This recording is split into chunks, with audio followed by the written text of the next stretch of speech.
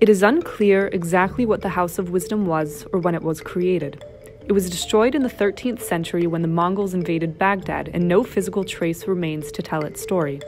Some say it's a myth and that the House of Wisdom was simply the city of Baghdad itself, but others argue it was a library of mythic proportions to rival that of the Library of Alexandria. In any case, the history of the House of Wisdom and the city of Baghdad are intertwined. Baghdad was founded by Caliph al-Mansur in 762. The city soon became a center of debate, discussion, and discovery. Al-Mansur's grandson Al-Mamun is credited with the founding of the House of Wisdom, a library in which the knowledge of ancient civilizations such as the Greeks, Indians, and Persians was collected, translated, and improved upon.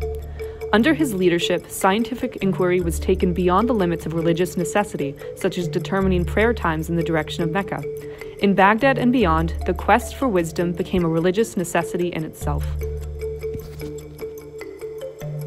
There were many great scholars who worked within the House of Wisdom, such as the great philosopher Al-Kindi and Al-Khawarizmi, the founder of modern algebra. Many people choose to focus on the algebraic contributions of scholars throughout the centuries of the House of Wisdom, but many overlook the fascinating mathematical and engineering feats of some of its earliest scholars, the Banu Musa brothers. Muhammad, Ahmed, and Hassan were destined to be great scholars because their father had served as the astrologer for the Caliph al-Mamun himself.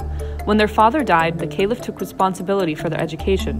Muhammad was a specialist in geometry and astronomy, while Ahmed worked on mechanics. Hassan excelled mainly in geometry. Together, they organized an expedition to Mesopotamia to measure a degree of latitude of the Earth and measured the length of the year.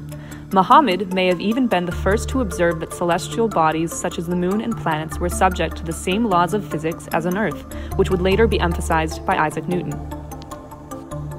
The most fascinating of the Banu Musa brothers' work, however, was in engineering. The Book of Ingenious Devices, published in 850, described inventions such as automata, puzzles, and even magic tricks.